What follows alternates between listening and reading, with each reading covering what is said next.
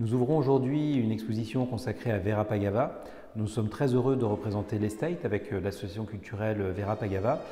Et cette exposition réunit des nombreux chefs-d'œuvre, et je pèse mes mots lorsque je parle de chefs-d'œuvre, de Vera Pagava qui est des années 50. Et je voudrais vous parler plus précisément d'une œuvre importante qui date de 1952, qui est de la pièce un peu centrale de cette exposition, qui s'intitule La nature morte au poisson. Donc en 1952, Vera Pagava a 35 ans.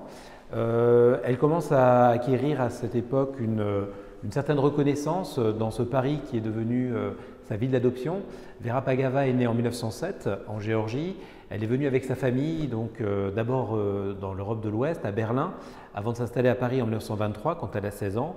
Et elle va tout de suite développer une carrière artistique en suivant les cours de l'Académie Ranson et petit à petit se familiarisant avec le milieu de l'art parisien. Dans les années 40, elle commence à intégrer des galeries, notamment la galerie de Jeanne Bucher, donc galerie historique de l'avant-guerre, qui a été la galerie du surréalisme, et elle fait d'ailleurs une exposition avec Dora Maar en 1944.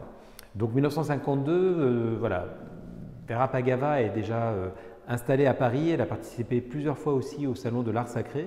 Et je le souligne parce que l'œuvre de Pagava, même si c'est une œuvre dont on ne peut pas dire qu'elle est religieuse, c'est une œuvre qui revêt un caractère spirituel, peut-être un peu sacré aussi. C'est le cas en particulier dans cette nature morte au poisson, dont on voit bien tout d'un coup la dimension symbolique, le poisson qui peut être une représentation, un symbole du Christ, le ictus chrétien. C'est une forme de scène, comme je le disais, et qui témoigne d'un art que Vera Pagava va développer tout au long de sa carrière, ce qui va la mener à l'abstraction, d'épurer de plus en plus ces espaces.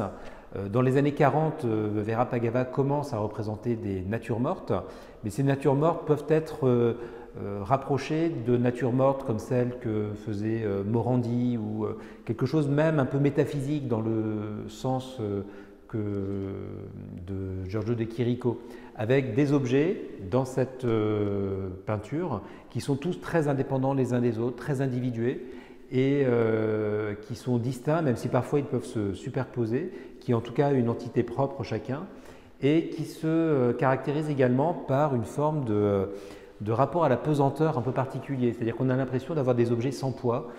C'est ce que souligne aussi une lumière qui est très particulière dans les œuvres de Pagava et notamment l'ombre qui vient souligner ou non les objets. Les objets donc qui sont souvent aussi très effilés, donc comme si Pagava se soustrayait petit à petit de la figuration, mais aussi elle se soustrait à la pesanteur. Il y a un ouvrage d'ailleurs qu'on serait tenté de citer qui décrirait là où se situe Vera Pagava, c'est l'ouvrage de Simone Weil, la philosophe, qui s'intitulait Entre la pesanteur et la grâce, et je crois que c'est aussi précisément là que nous situe Vera Pagava. Ce tableau se caractérise également par une palette qui est très caractéristique de l'œuvre de Pagava et très singulière, avec des couleurs assez douces, pastel, qui se répondent sur cette toile. Et également, il faut souligner le fond et le rapport de la figure au fond, puisque Pagava, petit à petit, va s'abstraire de la figure pour ne faire plus que des fonds totalement abstraits. Ici, on a un fond qui est composé, dans les années 50, vous voyez, ce minimalisme des deux bandes